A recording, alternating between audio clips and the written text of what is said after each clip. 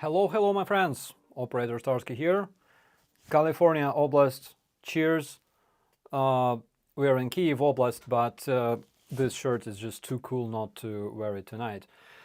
Okay, so it's Friday night chill with Operator Starsky, your humble servant. And tonight we're gonna talk about the situation at the front lines. Most of you guys voted to talk about business, not food or... How can we not talk about cuisine?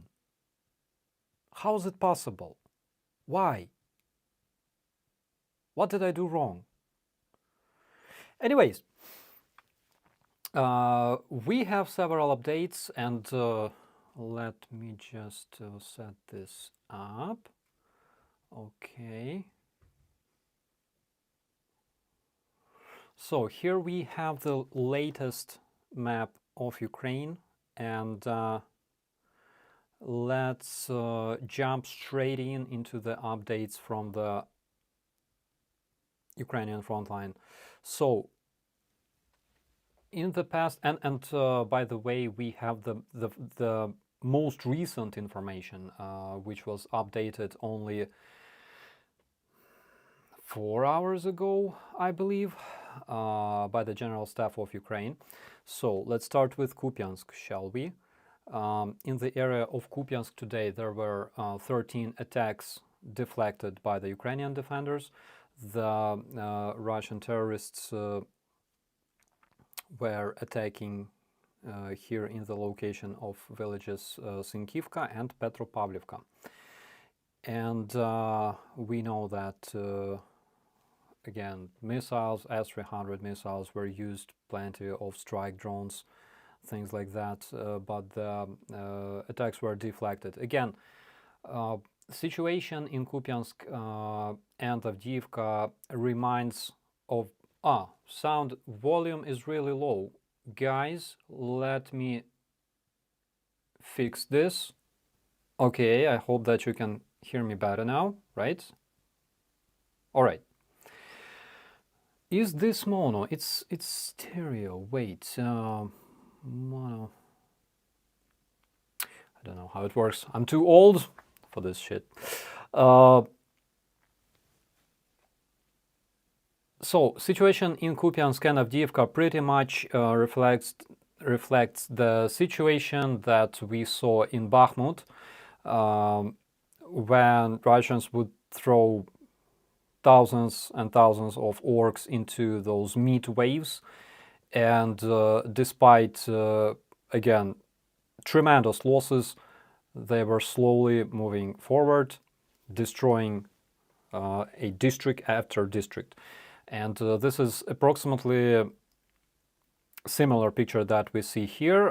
The only difference is we're keeping them at a range at this moment.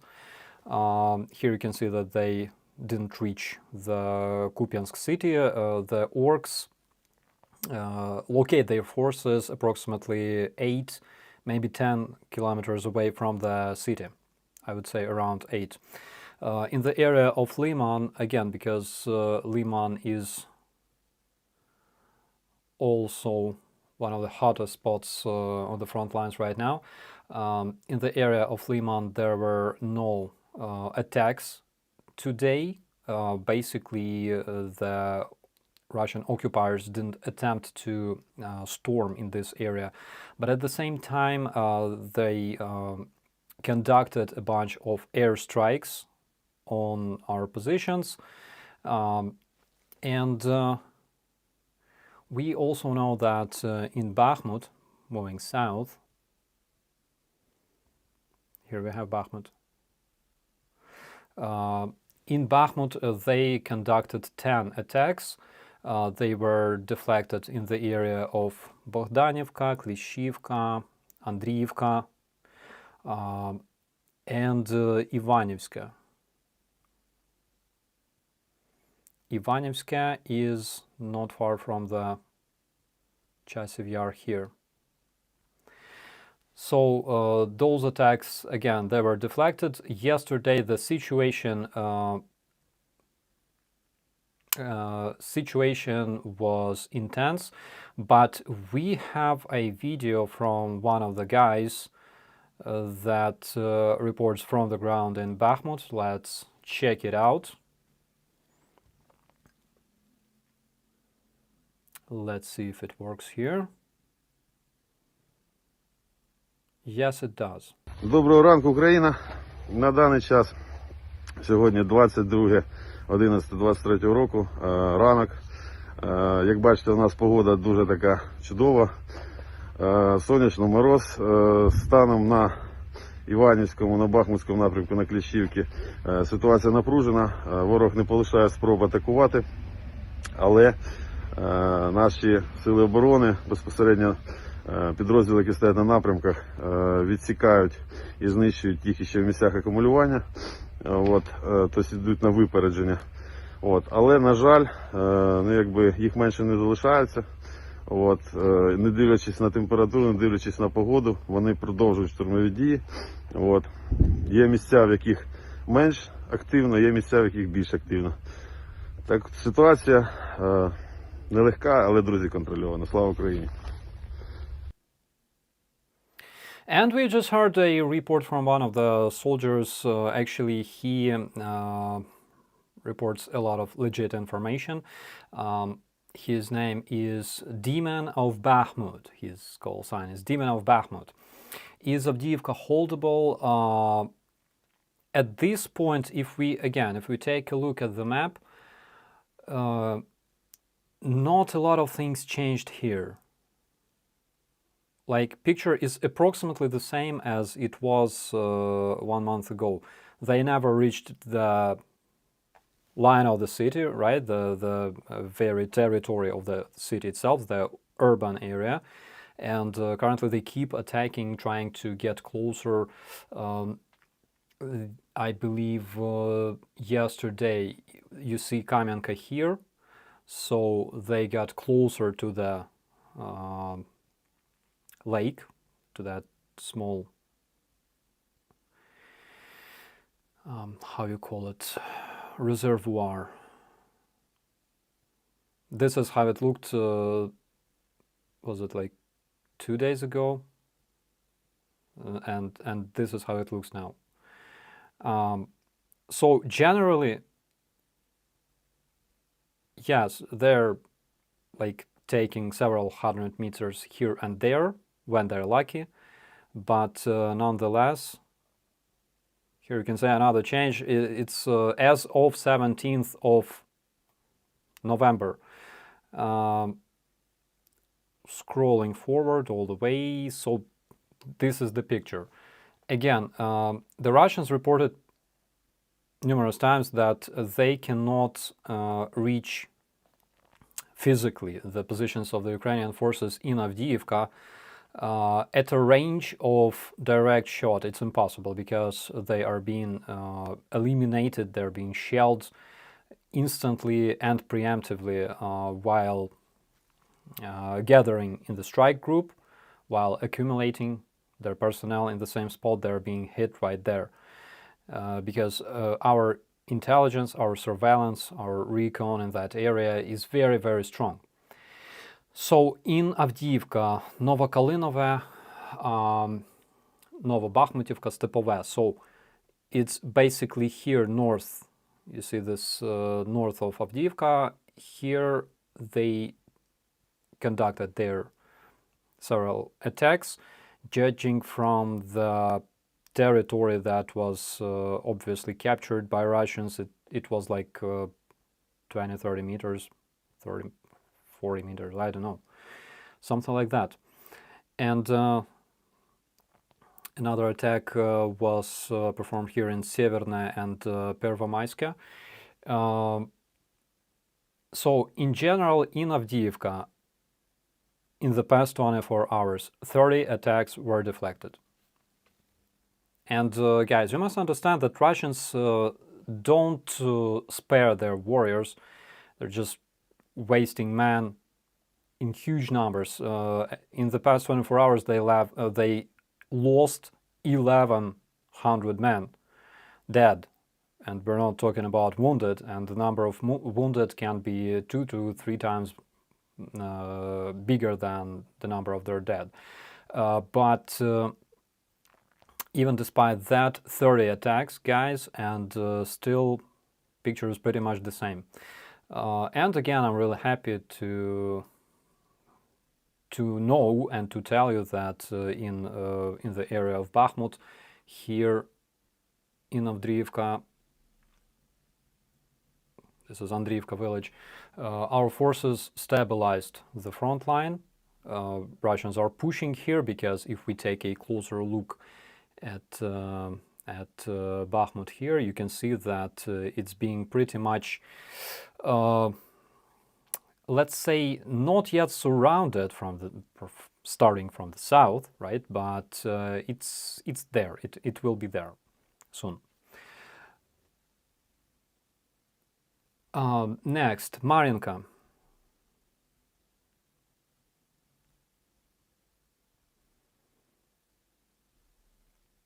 Here we have two settlements, Krasnohorivka on the north and Marinka in the south. I was deployed in Marinka several times in 2015, as well as Krasnohorivka. Krasnohorivka still holds. Marinka not so much, basically because it's almost completely destroyed by the Russian artillery and bombs. And as of today, 9 attacks were deflected there by the Ukrainian defenders. Krasnohorivka is being shelled most of the time, bombed as well, but I'm sure everything will be fine there. And for as long as I remember, Staromykhailivka was always occupied by Russians, even in 2015. They had like a brick plant, brick factory. So a facility for producing bricks here. And they had their mortars located there. Maybe one time. I will tell you those crazy stories about Krasnohorivka. So, moving south in the area of Zaporizhia.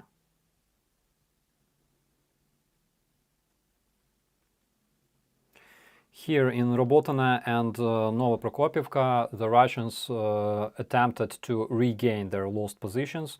They failed. Hugsto, I do have a Telegram channel that is empty. And if you see the Telegram channel saying the operator Starsky, that's not me. That's a scammer from India, I believe. Robotino and Novoprokopivka, 5 attempts were performed by Russians in order to regain their lost positions here. Again, no luck. And they had to retreat. And here on the south, they have plenty of defense positions. They have plenty of defense lines.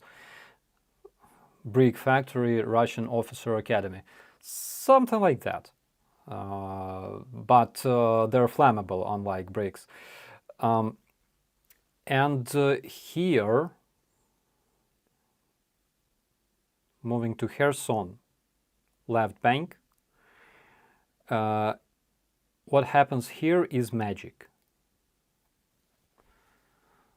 That's all I can tell you. So from what we know, currently our forces are there. Again, it's according to the report of the General Staff of Ukraine, our positions are there. We have a foothold, and our troops keep eliminating Russians, striking them with artillery, striking them with our airplanes and missiles and good old HIMARS as well.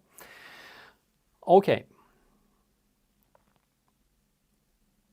So this is briefly the situation on the front lines. Again, we have 5 main directions of the Russian offensive, which is Kupiansk, Liman, Bakhmut, Avdiivka,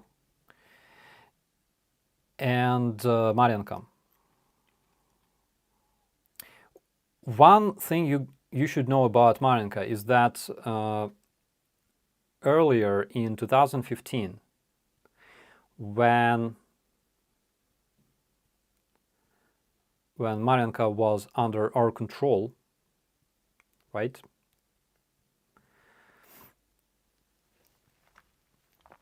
This is like Hostomel in a way. So Russians attempted to storm the town. They launched an offensive with their tanks. I believe that this Russian so-called international brigade called Petnashka was used there. Why it was international? Because it mostly consisted out of Russians, ethnic Russians, also Buryats, Yakuts, and all other Russians. So they conducted an offensive in Mariinka, and they moved deeper into the settlement. And then the Ukrainian artillery and Ukrainian multiple launch rocket systems started obliterating the hell out of them, and they lost a lot of men. And then our troops, it's basically approximately the period when my team was deployed there, my Special Force Police Battalion, and a lot of guys were involved into this counterattack, like the National Guard of Ukraine, police special forces, different other guys, and of course our artillery. So Russians were obliterated there, and for quite a while they tried to take it back. Here you can see the village of Alexandrivka, and this is where they were stationed most of the time. There was like an empty horse stables, and in those horse stables they had their like headquarters.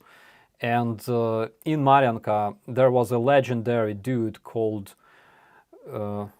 show us your awesome California Oblast shirt. This is how it looks like. It's amazing. It's amazing, all I can say. So I believe it was 28th Brigade, or was it 14th? I believe it was 28th Brigade that was stationed there, and we cooperated with them. So there was a commander, his call sign was Cuba, and he had like a BMP with all kinds of crazy stuff installed on this BMP. And he liked to burn Russians in those horse stables from time to time, you know. And I clearly remember this moment when 2 trucks arrived with like ammunition, with shells for those Russians, and they were like very, very cautious. They were cautious. They cautiously arrived to the horse stables, and of course we spotted them.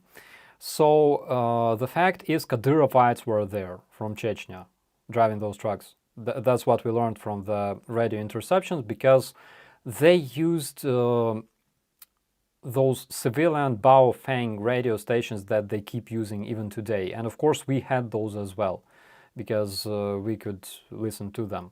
And I remember Cuba took his BMP, and those both trucks together with the ammunition and shells and the horse stables were burning for the whole night.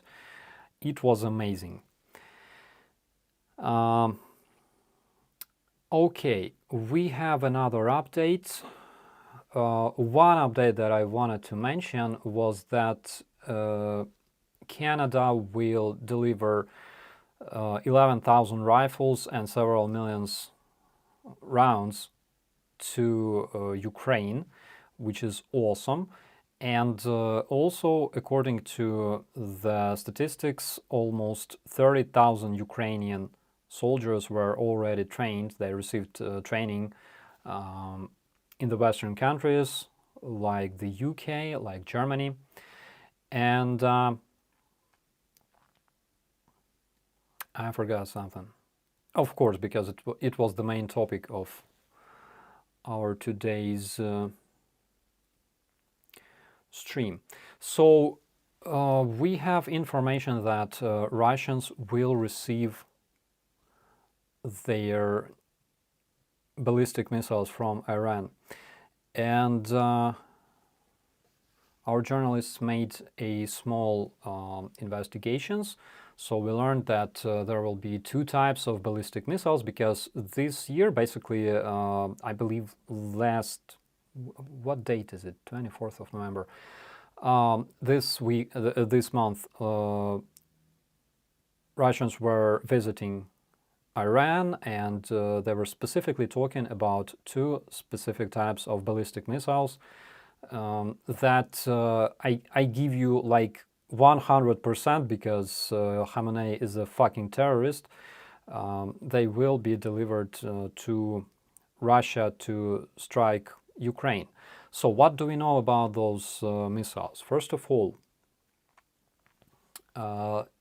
this type of missiles, Fateh 110, this missile is launched from those, I believe, Mercedes trucks, and this missile has a speed of Mach 4 on impact, which is approximately 5,000 kilometers per hour. Not sure how many miles is that, but it's Mach 4.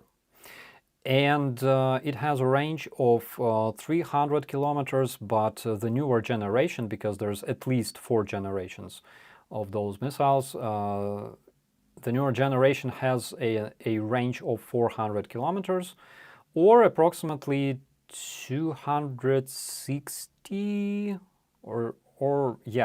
approximately 250 to 260 miles. Correct me if I'm wrong.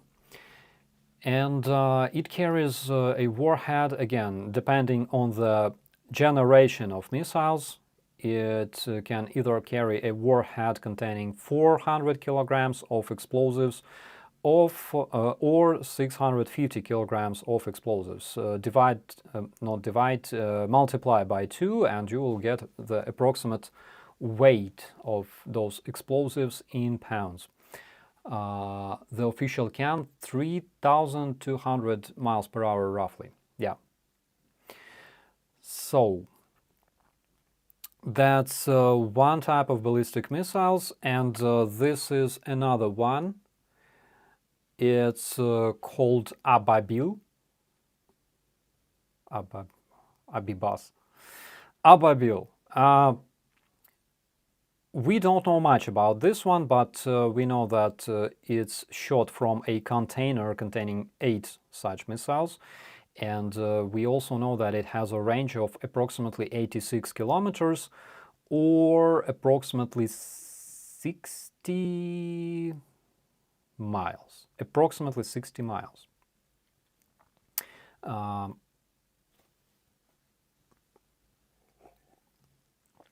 So what does it tell us? It tells us that Russians are preparing to strike the positions of the Ukrainian forces, and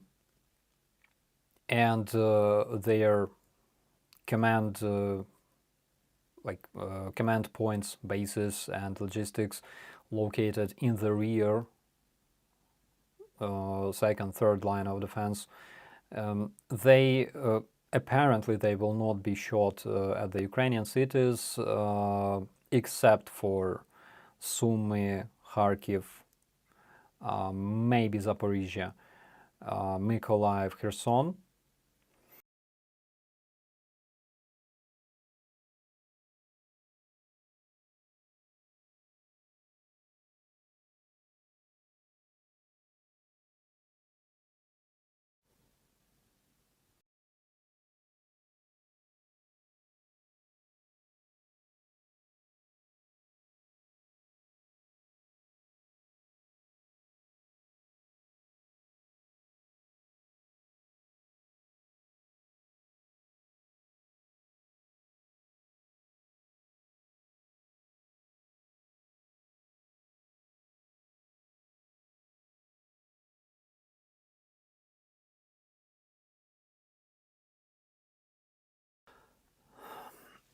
All right, are we alive? Hopefully. Tell me we are. Yes, we are. So, why can I see? Yeah. All right. Guys, sound is okay. I was called by VIP people. So, uh, what was I talking about? I was talking about the range of those missiles. So, apparently, the Russians will be striking positions of the Ukrainian defenders. Apparently, they will be striking again our logistics, and they won't be using them to strike cities located deeper in the rear, in central Ukraine, maybe northern Ukraine, but not cities like Kiev, Kropivnitsky. I'm not sure they will reach those cities. They will be used specifically to strike our defenders. So that's the information that we have. Again, Ukrainian journalists made they did great job investigating investigating this. I even have no doubt that Iran will pass those missiles to Russians. One of the reasons is that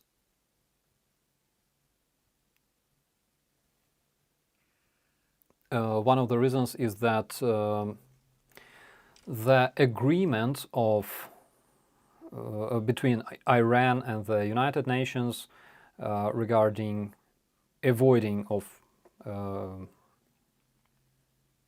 selling those missiles finished, I believe, in October, and again, it was a huge victory for Iranians. And there was another thing that I wanted to mention. So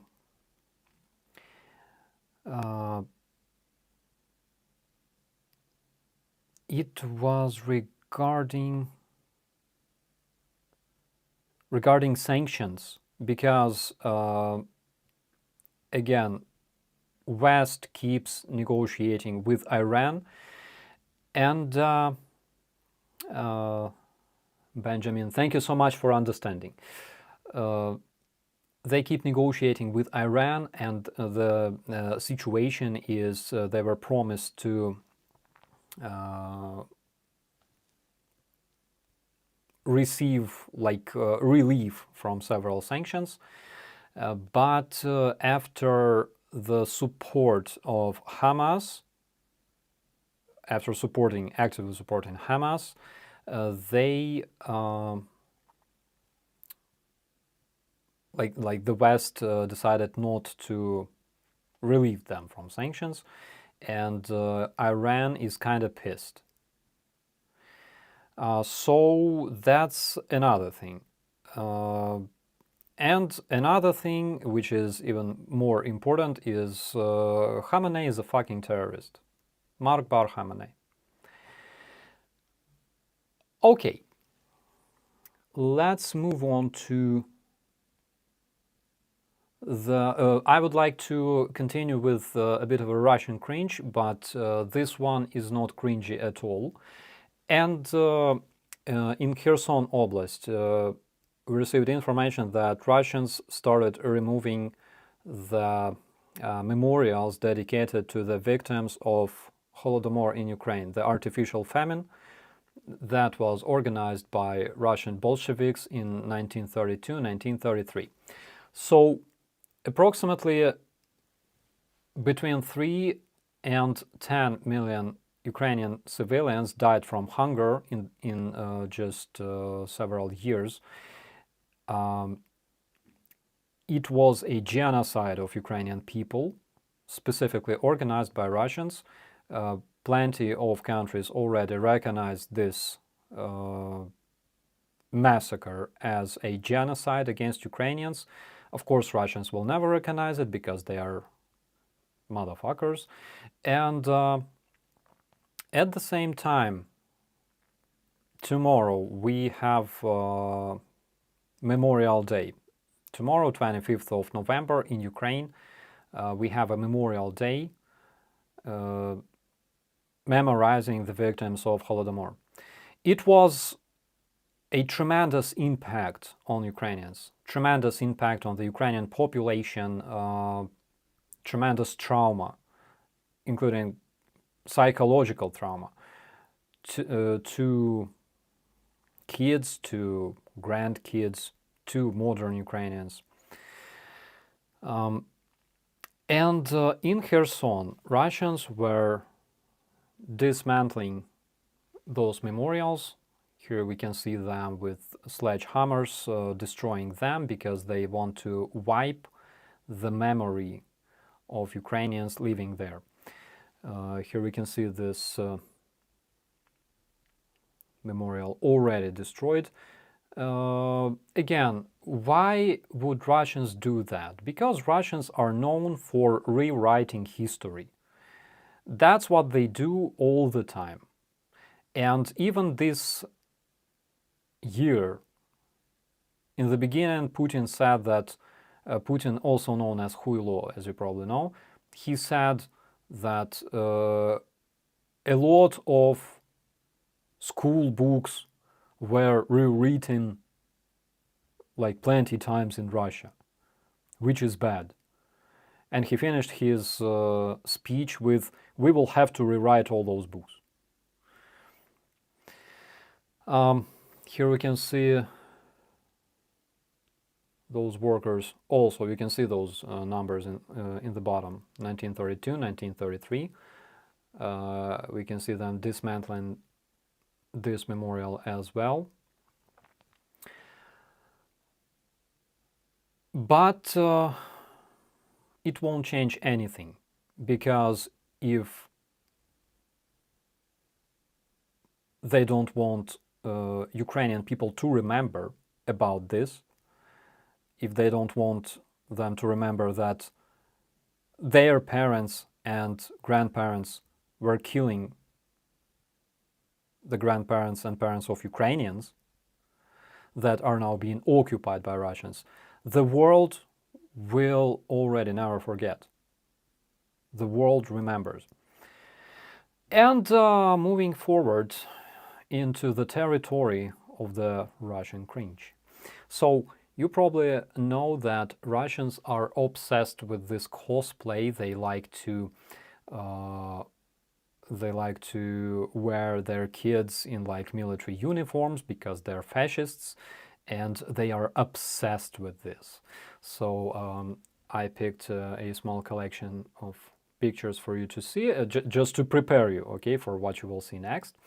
And here you can see, for example, those Russian kids wearing, they're not even Russian uniform. No, that's Russian camouflage called arbuz, I believe. And those koloradkas, we call those ribbons koloradkas because they look like Colorado bug.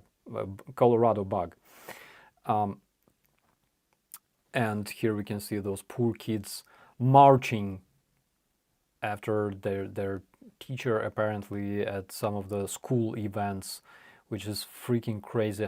Like, why do you make small kids march like soldiers? They're not freaking soldiers, they're kids. But basically this is how they grew, this is how they grow new generations of terrorists and zombies.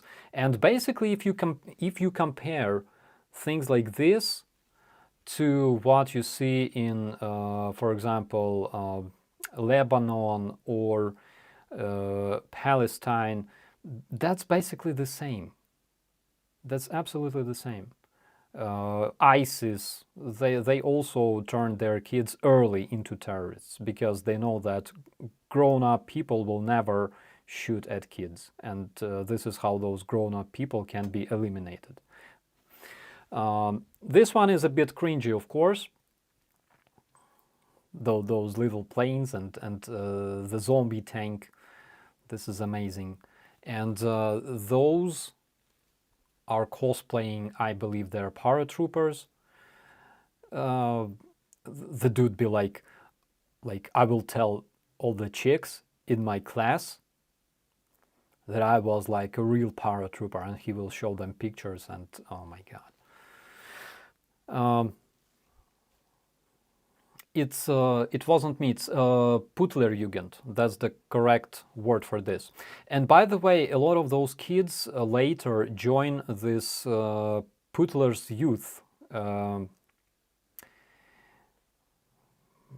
God, they even have a freaking eagle on as their logo.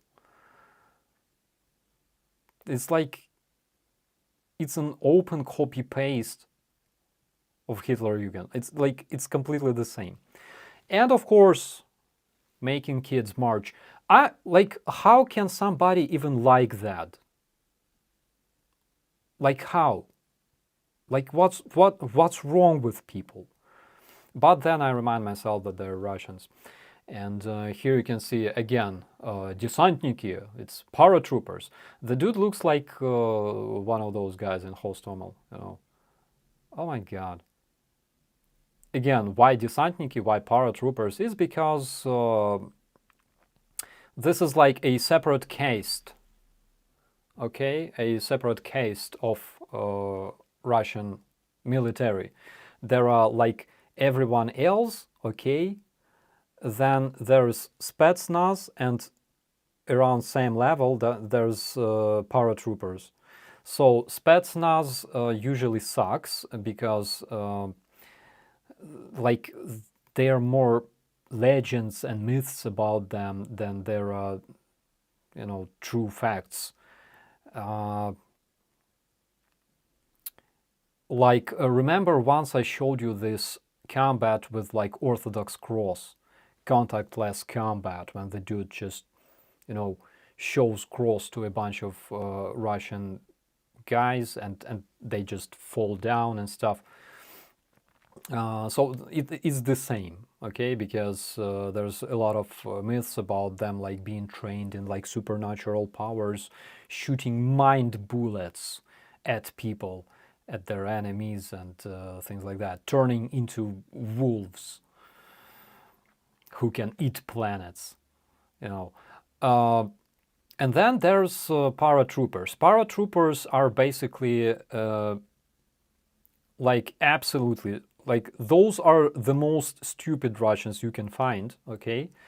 And the only difference is that genetically they're like a bit stronger than the rest, because they're like bulls, you know, like bullies.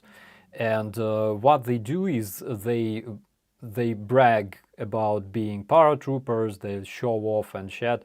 And of course you can separate them from others, you can tell that those are paratroopers, if they bathe in fountains. Oh shit, I forgot to show you those cringy pictures, but just Google Russian paratroopers in the fountains and prepare a paper bag, okay? Because you will vomit. Here we can see another bunch of, like, I literally opened Google and I typed Russian kids wearing uniform, and like that's it. Like you can spend hours just watching pictures, because again, Russians are completely obsessed with that, and not only wearing their kids into uniforms, but also like literally showing them how to disassemble and assemble their Kalashnikovs and shit like that. Again, this camel that you can see here, it's called Berezka, and it was really popular among Russian Spetsnaz in like forever. Like forever. They fap to this camel. They freaking they wear their kids in this camel. They wear like those underwears with this camo, and socks, and they're obsessed with this for some unknown reason, but they are.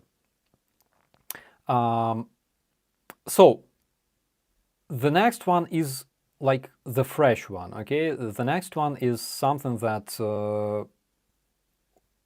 emerged recently.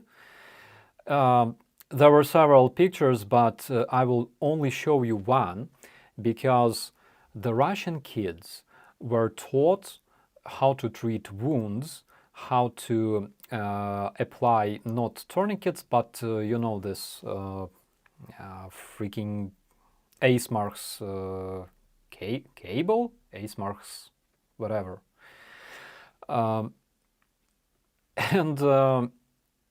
there were several pictures showing them literally like almost puking because there were like artificial parts of bodies, and they were kind of fixing them, sewing them. They were like bleeding, and those kids looked completely unhappy, okay, doing that. Oh, and Georgie here. Georgie, hello, my friend. Say hello. Cheers, bro. We are discussing the Russian cringe because it's like the best topic ever. And also, we found another. Like I would show you the rest of the pictures, but I'm sure that YouTube will freaking block me forever because there's too much gore. Even though it's like artificial, but at the same time it looks completely legit.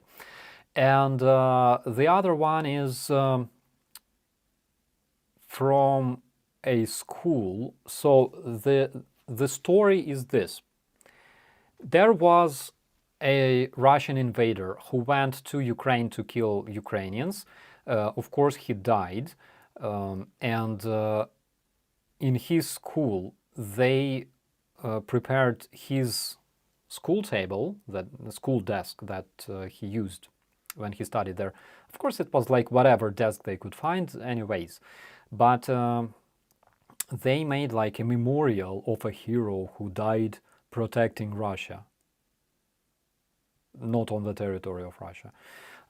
And this video is again completely cringy because it shows his mother, the mother of the orc, right, and little kids. See yourself. Предоставляется маме героя Коптевой Галине Алексеевне и атаману первого класса Горецкому Сергею.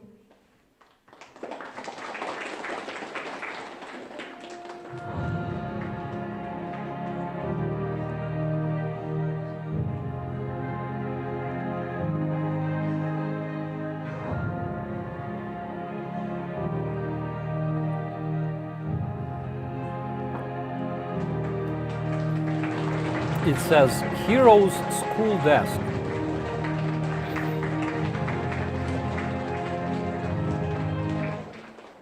Парта героя имени Коптева Евгения Владимировича, отдавшего жизнь во имя нашей Родины, считается открытой.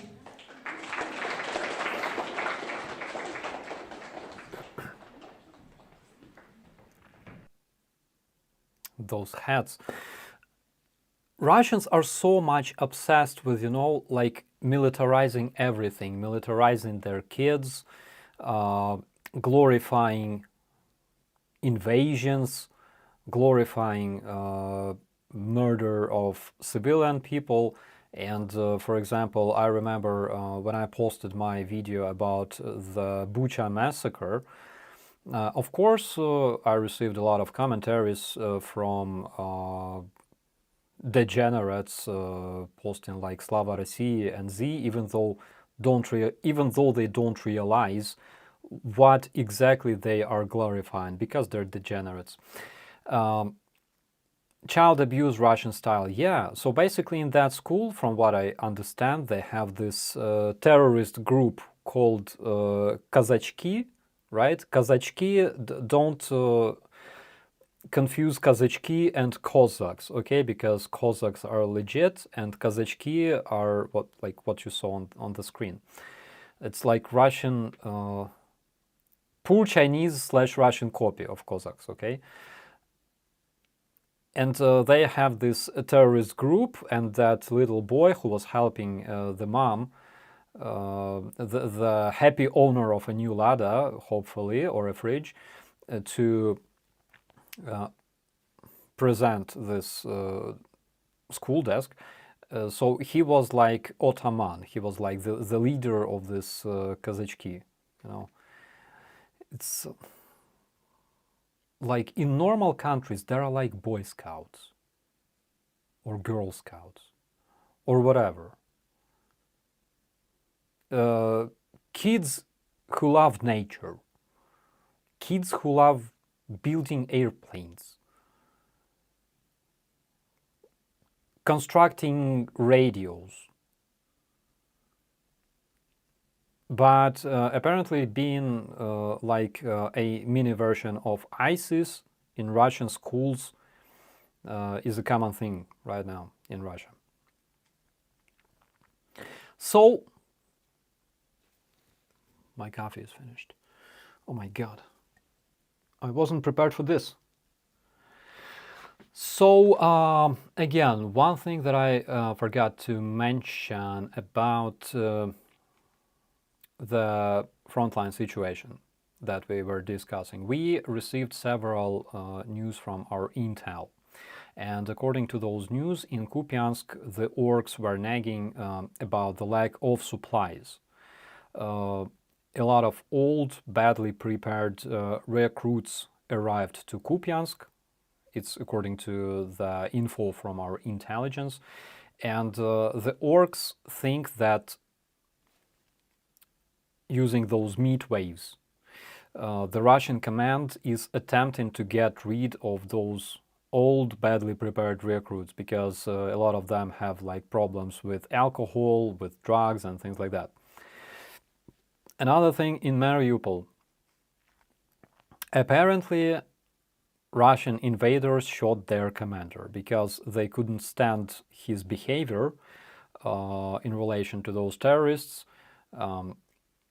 He was like punishing everybody and things like that and behaving like a moron. And that's why Russians shot their commander.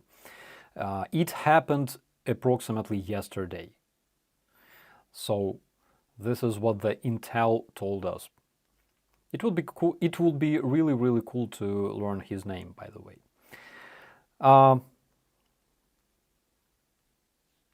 So that's basically it. And regarding California, by the way, here I have. Remember, today I posted a video about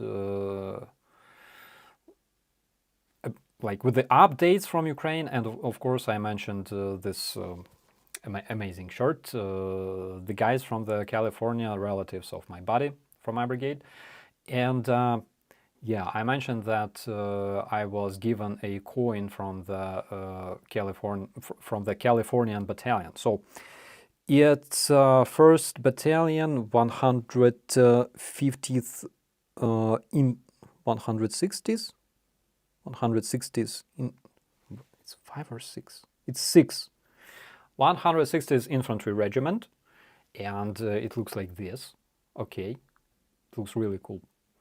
And also, I have this huge coin, like it's massive. So those guys visited our brigade. Oh, right, we also have Mercado and Brandon. All right, guys, I missed you so much. Take me to sushi. Let's have a stomach party. Not like touching stomachs, I mean filling those stomachs with good food.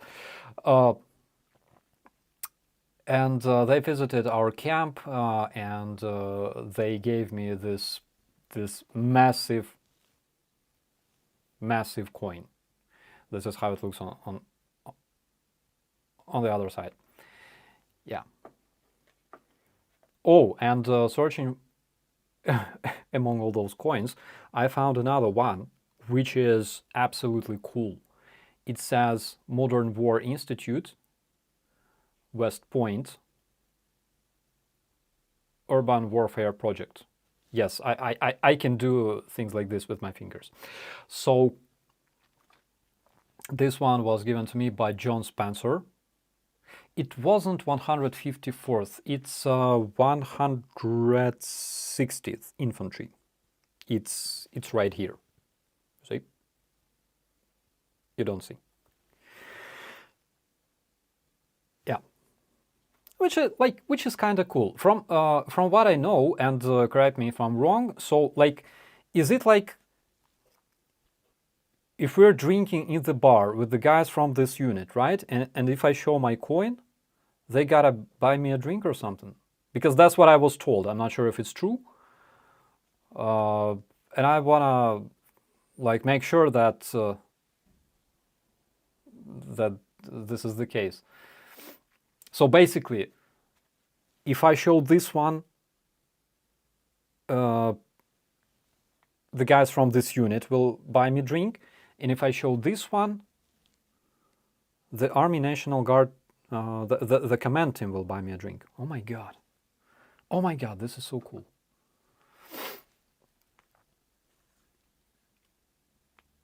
So that's the thing. How's your things, guys?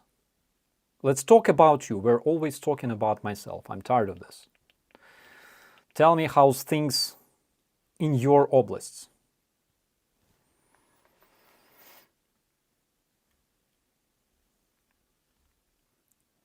Kenny McDermott, hello from the Glasgow Oblast. Hello, hello.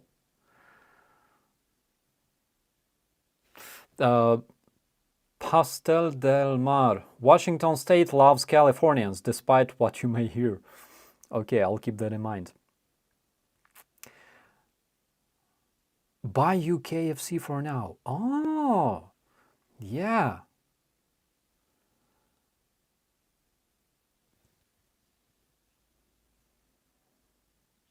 Coin's not so cool as Ace Patch. Well, yeah, it looks kick-ass. 100%. It's like something I would definitely wear myself. Ken Harris, your dog and kitten. So the kitten received vaccines because she is grown up enough. The dog is literally like lying down over there, chewing something. And I hope it's not my slippers. You'll have to carry a lot of coins with you when you're on your world tour. Yeah, they weighed quite a lot.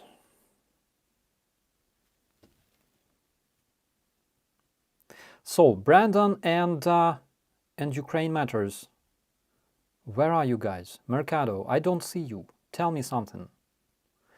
Mercado, how's things in your part of Kiev, my friend?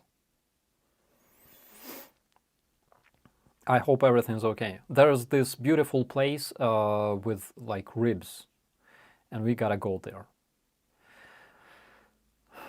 Hello from Canberra Oblast, Australia. Big rain for months, but summer coming. That is something really cool, because one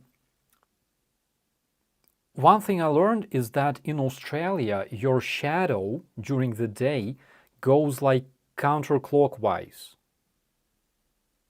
and the water in the toilet also goes counterclockwise, which is true, and my bro also confirmed this.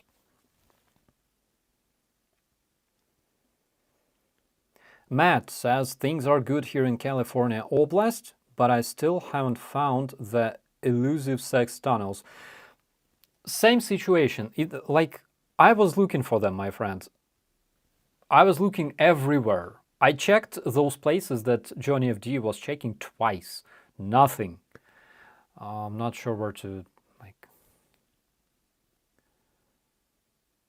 Love sex tunnels. My god. Sex tunnels. Sex tunnel. Is that how Skabeeva calls her rear? Maybe that's the answer. I don't know.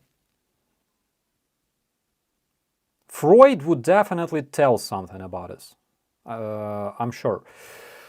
The infidel. I really want to come to Ukraine. I'm figuring out a way to afford it and solve the problem with taking my e-bike with me. How is Western Ukraine is spring? So, my friend, Western Ukraine is amazing during spring, but sometimes we have like floods because West Ukraine, especially Zakarpattia region and those regions where we have like those Carpathian mountains, sometimes they are flooded. So I would advise you to come to Western Ukraine in like summer or late spring after the snow is no more in mountains. Can we talk about food one more time? Yes, Misty, we definitely can because this is my favorite topic. Again, we will. Oh, Janine is also here. Oh my God, all of my friends are here and I cannot see them in the chat. What's going on? How does it work? Like, the YouTube chat is the most inconvenient thing ever. Yeah, so I was talking about food, and I mentioned that Mercado really wanted to try those sushi one more time, and I understand him because Andrew was not like amazed; he was stunned with their perfect taste. They add something to the rice that just keeps you addicted to it. I'm not sure what, but it's like it's so good. And I tried to compare different types of sushi. I tried, we have Jägerzund sushi in Ukraine. They're very expensive and they are like the freshest fish that you can find. For some reason, they don't taste that good. So I have no idea. That's some kind of magic. But I will definitely bring Andrew to this place one more time. He deserved it. Even though he didn't take my Mountain Dew.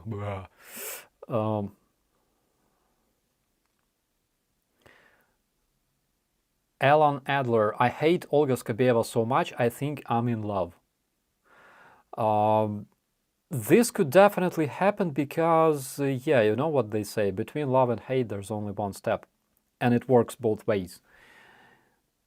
Michael, what's your latest food interest?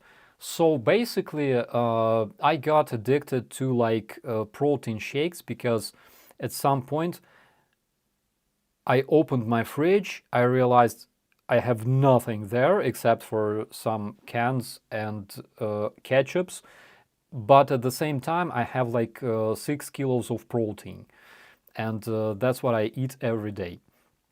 And again, I forgot to bring some Ukrainian food here. Guys, I think that I will have to make another stream, maybe on the weekends, and we will taste some of the.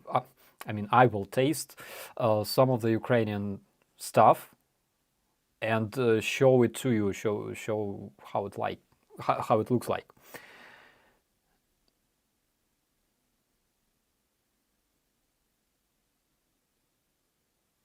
Oh, I'm coming to Ukraine on February 14. Good luck. But electric bike it's a good idea to bring it with you, unless it takes too much space. Starsky, you do not take super chats or donations for your time. Karen, the reason I don't have super chats on my channel is because this was not the intention of creating my channel. If you really want to support it, if like you don't have to, but if you like really want and you cannot fight this desire, there are links to my Buy Me Coffee and PayPal in the description. But you better save those money for yourself or for some better purpose. Hi Andrew, you said to Jake today we can support Ukraine with flag or sticker on our car or pin. I would like to have a flag with the imprint Ukraine matters. I believe you better contact Georgie from Ukraine Matters. maybe he can help you with that, with the flag. But that's a good idea, guys. It's really important to carry symbols. Symbols matter big time. I remember 2014 when Russia invaded Crimea, when they annexed Crimea and then invaded Donbass, and our soldiers were sent to the front lines for the very first time. All Ukraine hanged the Ukrainian flags outside their windows, balconies, everywhere, like on the houses, like everywhere. We had those flags, and this was so much uniting, and I miss those times, because even when the big invasion started, I don't think that we have that anymore. However, in Bucha, I remember in Bucha I saw plenty of flags on the balconies, because people were occupied there, and they hang the Ukrainian flags outside of their balconies and windows. In places like Bucha and Hostomel and Irpin, there's a lot of them. Guys, it's very, very important. If you have like a pin with your flag and our flag, that would be amazing.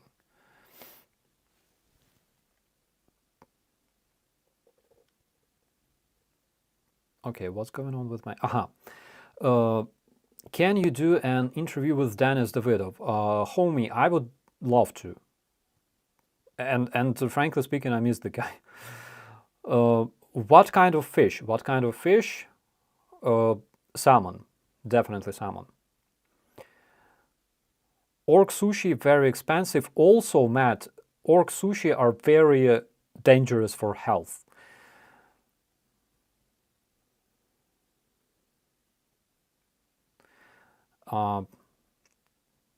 Protein shakes. What? Protein shakes, yeah, with like banana flavor. So we have a milk factory in Ukraine. I think they were not occupied, but they were close. And at some point they stopped selling their stuff. But then, basically last year, they restarted. And they produce like milk and cheeses and stuff like that. But they also produce like protein, like right there at their plant. And because it's cheap and it tastes so good, I bought like 8 kilograms or something this year, in the beginning of the year. It's amazing. And the main reason you want to buy a protein shake, like if you want to select some specific protein shake, guys, it doesn't matter what, like how much protein it has and things like that. It's the taste. If you like the flavor, take it. If not, just forget about it. Yeah, and I bought like 8 kilos of banana flavored protein shake. It's so good. I love it. Now it's 6. Ali, addicted to Mountain Dew. Sorry, not sorry.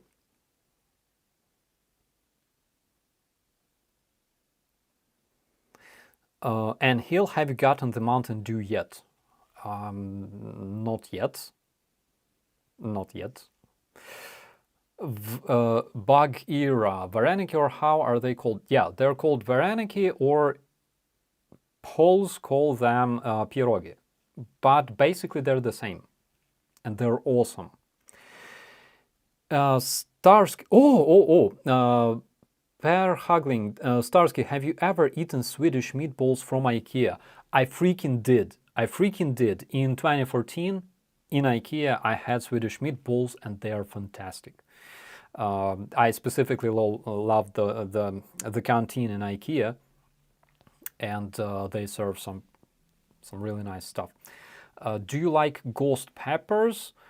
I don't know what it is, actually. I gotta check it out. Have you ever tried surströmming? Not yet, but I will, I promise. I will make a video. And if I vomit, I don't care.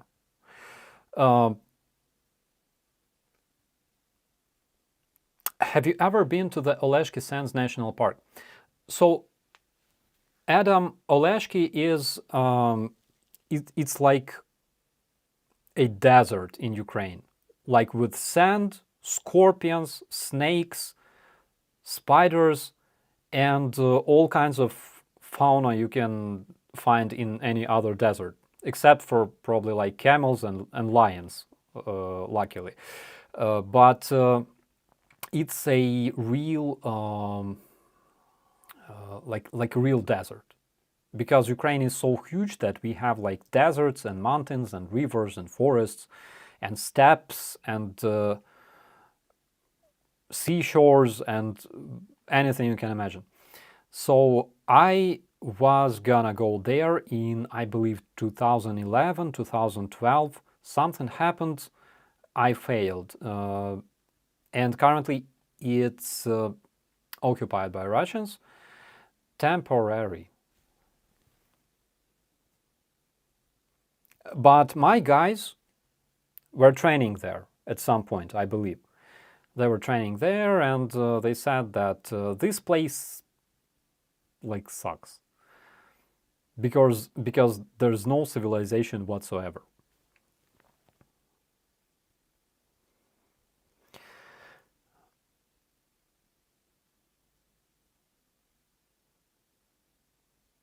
Damn it, Brandon is here. I cannot see his messages at all.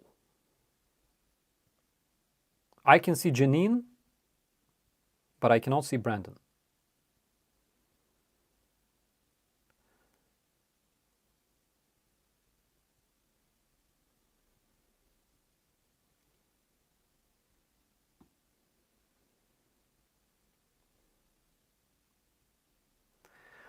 Whey protein, yeah, that's the one, Brody. Lag Monster, what is the worst MRE you've had?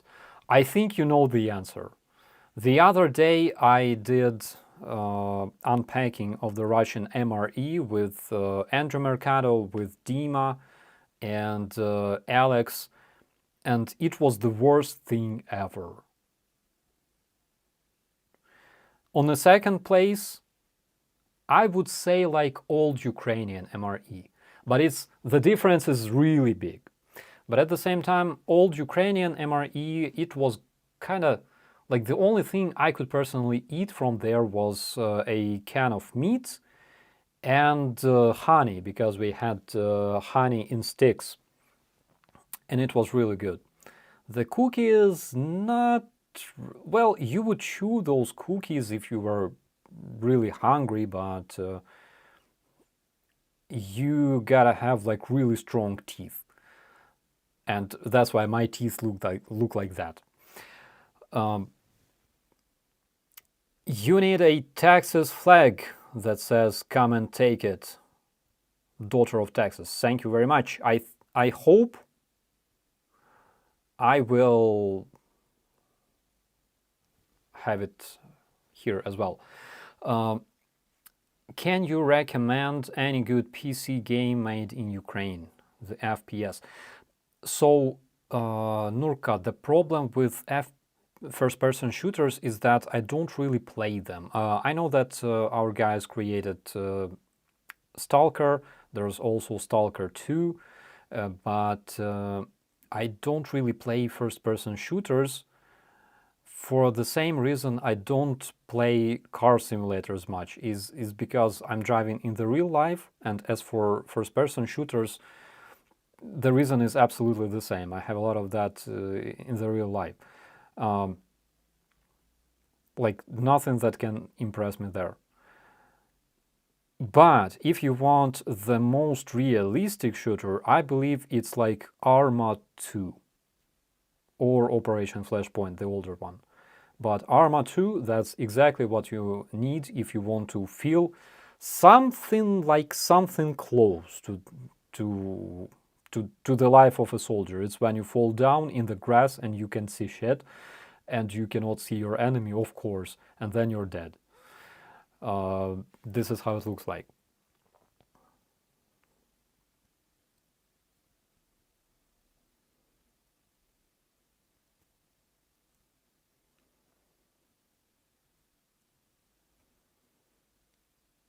Damn it, people keep calling Brandon. I cannot see. Oh, Brandon, I'm here. Oh my God, hello, my friend. It's been a while. I did not accidentally block Brandon. He's there with us. Brandon, my brother.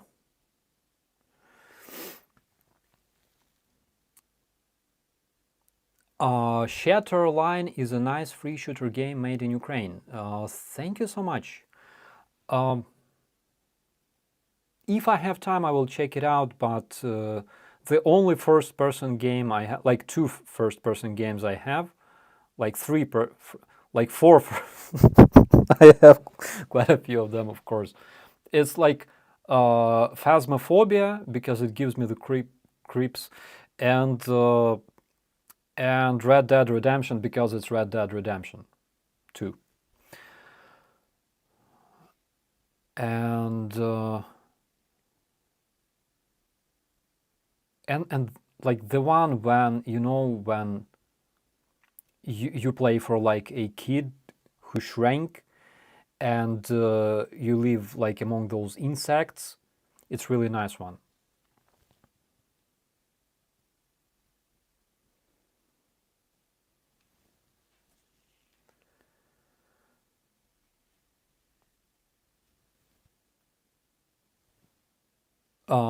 Stomping Tom, hello from Kanukistan. My Mennonite granny from Zappo always made her vareniki with cottage cheese filling and cherry, peach, or plum sauce. Oh my God. It sounds so good.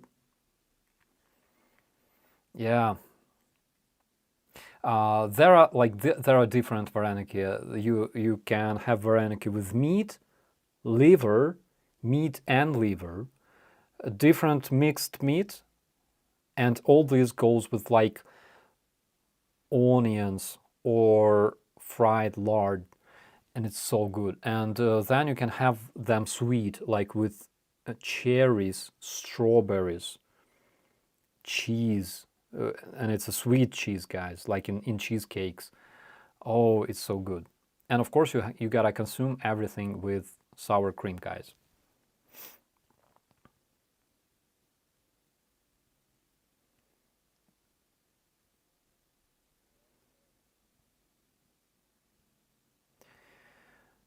Speaking of video games, if you could make any video game, what would it be and who would be in it?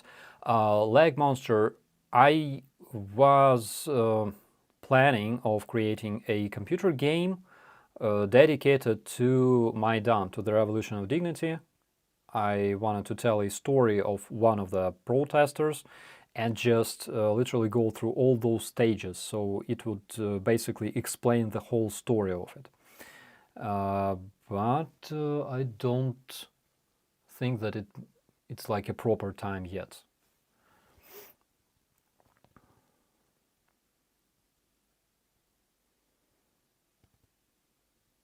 Ali says, make Brandon a moderator so he's not in a slow chat, please. That's exactly the reason why he's not a moderator. I'm just kidding. Brandon, I missed you so much. Best Ukrainian liquor, Drunken Cherry. It's good, and it's like cherry liquor, something 20-30% something like that, but it tastes so good and you gotta drink it. And Sam Williams says, and Starfield, of course Starfield, but I don't play it much. So you can drink it if you want to get really drunk really fast. You just drink it like in its pure form, but you can also mix it with Coca-Cola and it will taste like Dr. Pepper with alcohol. It's so nice. I miss it so much.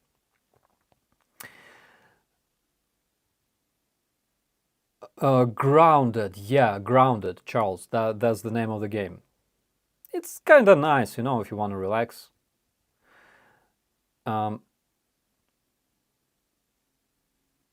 Starsky, what's on your forearm?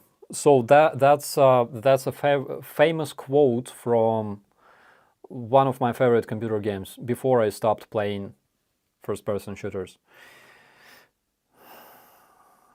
Brandon, will you interview Starsky in your truck? Interview? Is that how it's called nowadays?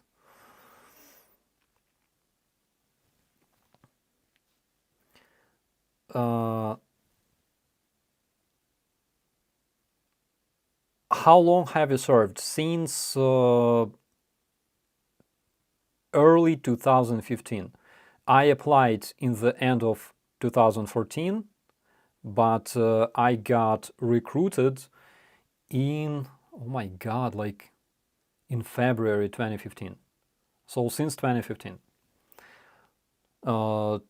Toxi app, yes, that's Piana Vishnya. Piana Vishnya. Dumb Trump, please ask Brandon if open teens of surströmming have been dropped on orcs yet. That is probably too brutal even for orcs, you know. I mean, we're not using the weapon of, you know, mass destruction. Good question. Best Ukrainian beer and wine. Wrong person to ask, my friend. Ukrainian beer, like, I don't know. I don't even remember what kind of beer we have here. Best Ukrainian wine. We prefer Georgian wines because they're so good. So if you're in Ukraine, you better buy something Georgian like Saperavi or something like that.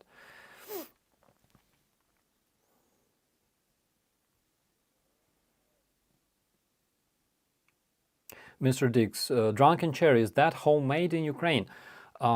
It's like a home recipe, but it's industrially produced, so to say.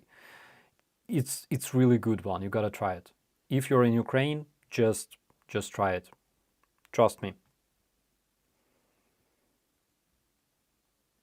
Claire, Starsky's gotten on the subject of food will never get him back. Yeah, you lost me, guys.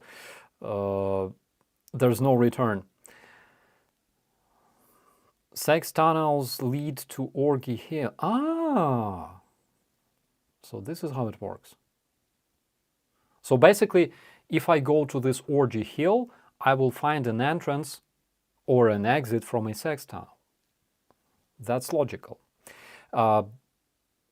But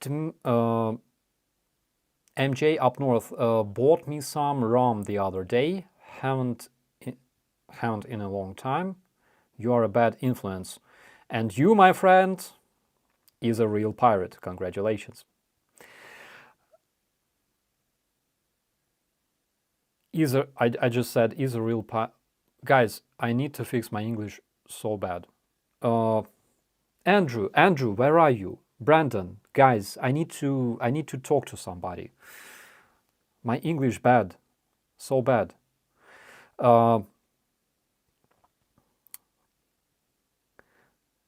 William Parrish, your recommendations, cherry, vareniki, and stuffed cabbage, holubtsi, were great recommendations earlier. Thank you very much. I'm really glad that you like them.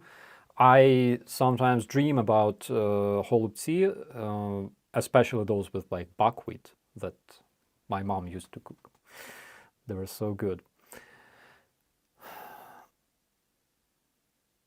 Brandon has confused interview with love tunnels. Mark, you know Brandon. This is why we love him.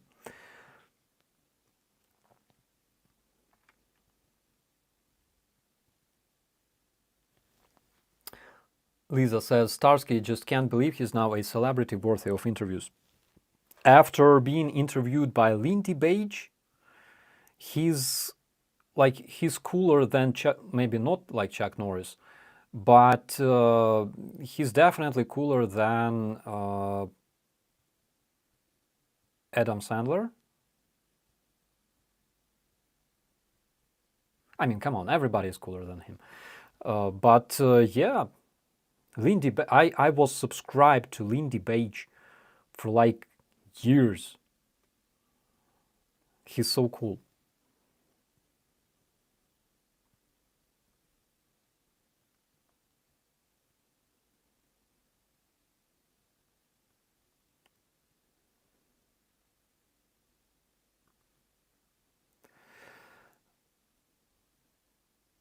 Hanneke, this is a food channel. Yes, basically, yeah. Basically, yeah. First it's food and then everything else. And people don't mind.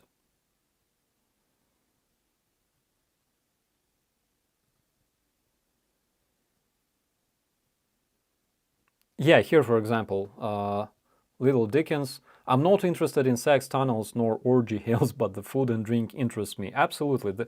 This is the only thing that brings me joy. Okay.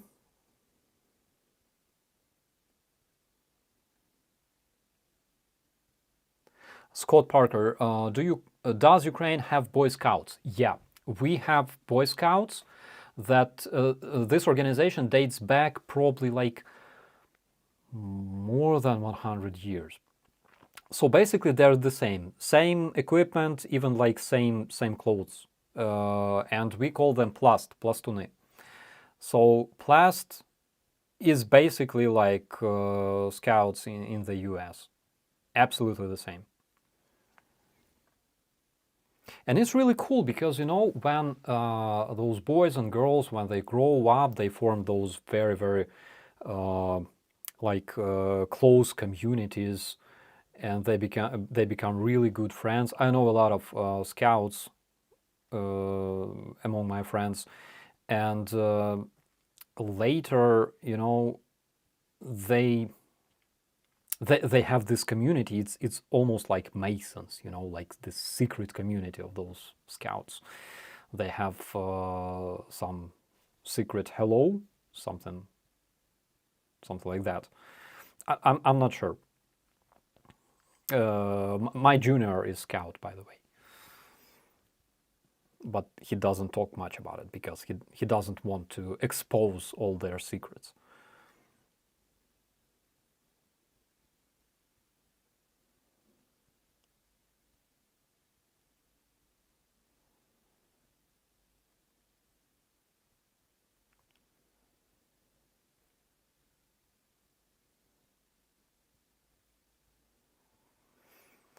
Like Monster, many of the best conversations in my life have been in broken English. Some of my best conversations were in broken Ukrainian, and especially in like drunk broken Ukrainian. It's always like that. Uh,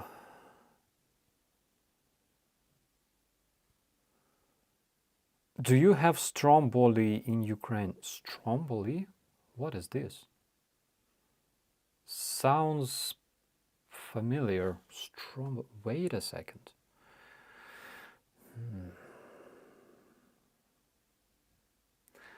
Ah, yeah. I think we have something like that. I cannot say that they are like really genuine food in Ukraine, but we definitely have them. But generally, if you want to have something like stromboli, is instead of them you can find like croissants with whatever you like, with meat, with tomatoes, with sweet cream, something like that. We have a lot of guys. I'm drooling literally.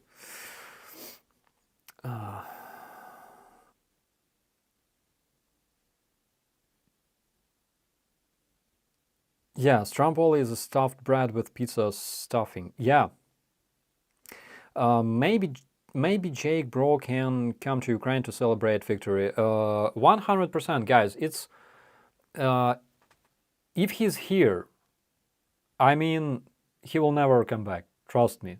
After I introduce him to things like green borscht, like syrniki, which is like pancakes made from sweet cheese. Trust me.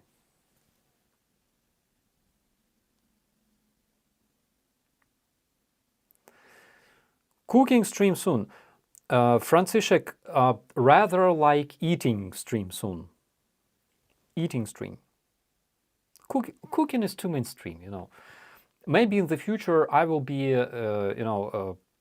hosting those like streams where people would be like cooking for me, and I will be tasting all that, and the show will be called Eating with Starsky, or like Drooling with Starsky.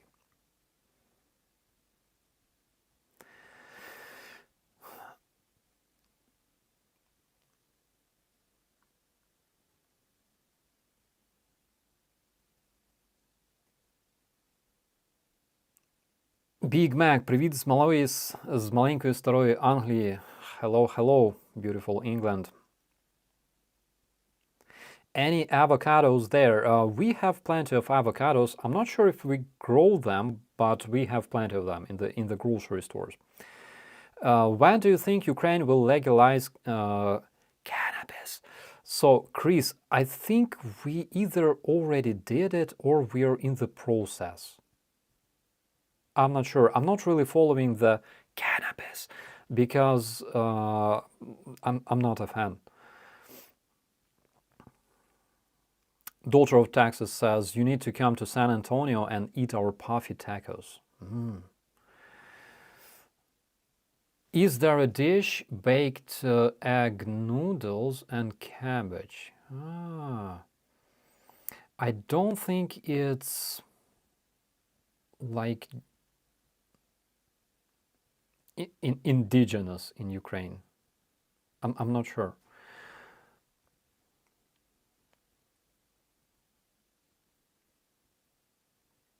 Elegant Mess, good afternoon again from Arizona, USA. Hope you're doing well, my friend.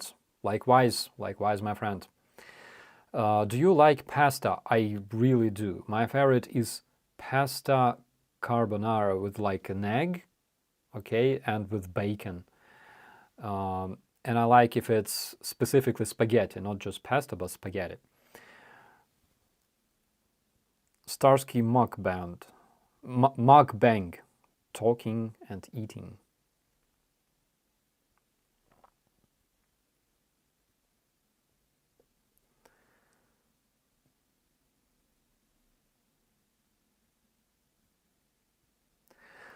William says, your involvement and video in Maidan Revolution was really impressive and informative. Thank you so much. This video meant a lot to me, actually.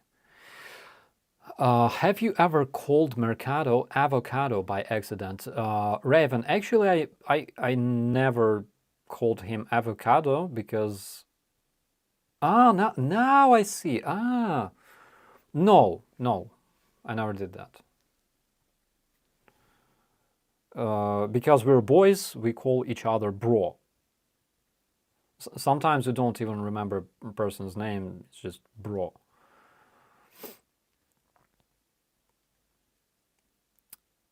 What is the best dish you ever eaten?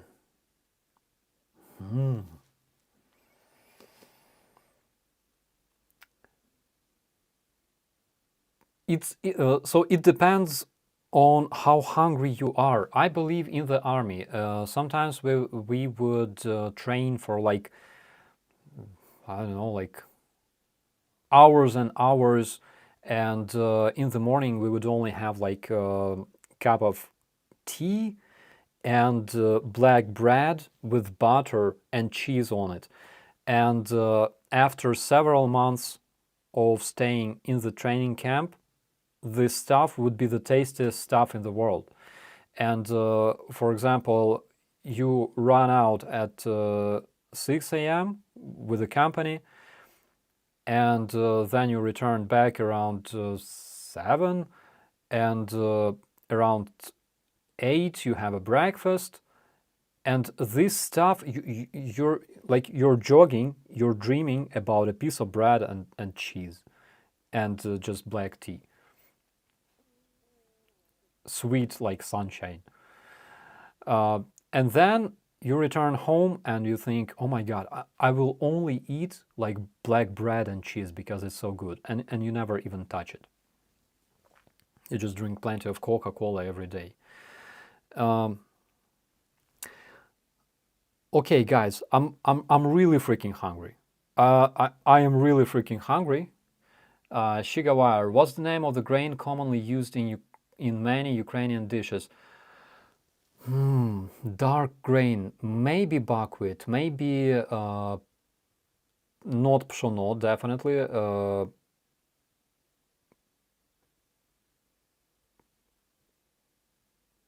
Pшениця, pshono.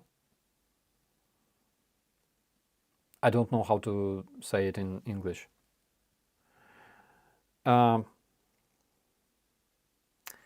So, if I was to come to UA, what would be the most wanted stuff to bring along?